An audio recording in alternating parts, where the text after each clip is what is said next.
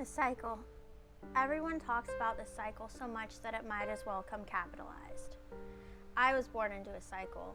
The cycle of 100 years, 5 generations of abused, drug-addicted women born into poverty.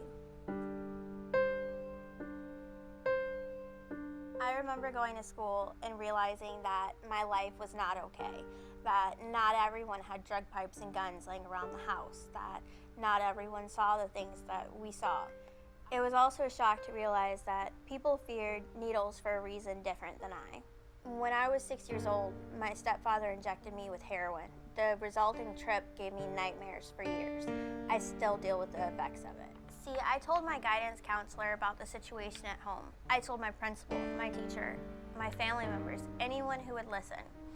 But no one did anything. They just kept calling DCF. And DCF didn't remove us. When I was 9 years old, I tried to commit suicide. I took pills, I tried hanging myself. I kept thinking that freedom was at 18, that at 18 I would be able to escape it. And to a 9-year-old, 18 is a lifetime away.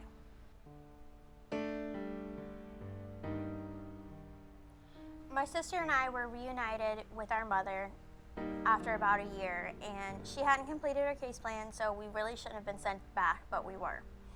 I started running away from home to escape the situation, and I found that I could control my body and my environment better on the streets than I could at home. I ended up running away for the final time when I was 13. When I turned myself into Claremont PD, I asked them to send me home so I could see my sister.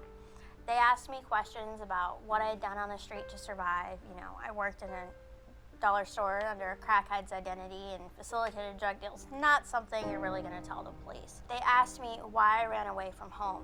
I had a perfectly good home. Why wouldn't I stay there? And I tried explaining to them that there were risks on the streets, but there were guarantees at home. That I was guaranteed to be hurt if I stayed home. If I let my guard down for a split second, I would be hurt. They didn't understand. Not many people do.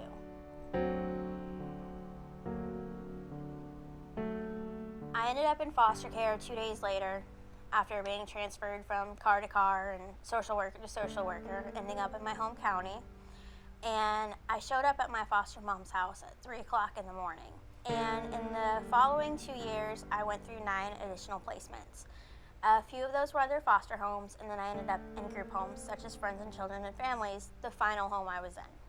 When I went to Friends of Children and Families, I was at a point where I really had to focus on my education to get to my goals and to graduate high school. They provided me the support and resources necessary to do that, and I'm so grateful that they did.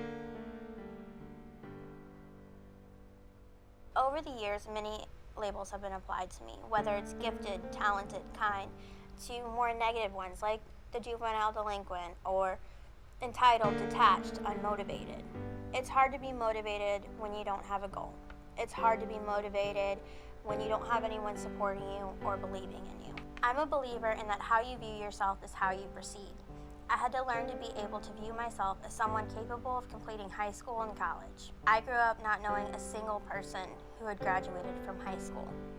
That's one part of the cycle broken. Friends of Children and Families has provided me with the support necessary to make my educational career a little easier, a little more feasible. Just because a youth aged out of foster care doesn't mean that they aren't a broke college student. You were there once. Did you call home? Did you ask your mom for help with car insurance or a vehicle, or maybe asked your dad for help with textbooks or a laptop? That's what organizations like Friends of Children and Families do. They step into the gap when no one's there to provide. You look at me and you don't see my past. You don't see resilience stamped on my forehead or what I've been through or the choices that I've made to survive. I finished my degree last December, and I think that finishing it was just one step into breaking the chains of my past.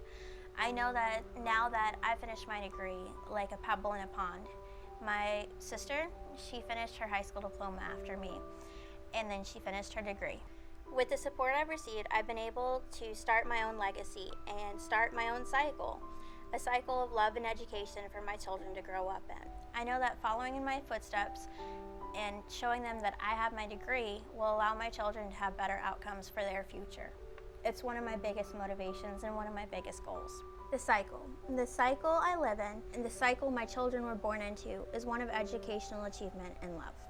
I may not have broken all the chains from my past, but in education and worrying about their futures is a good place to start.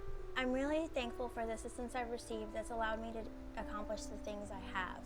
I really hope that others are offered the same opportunities to succeed because it is so important for them and their families.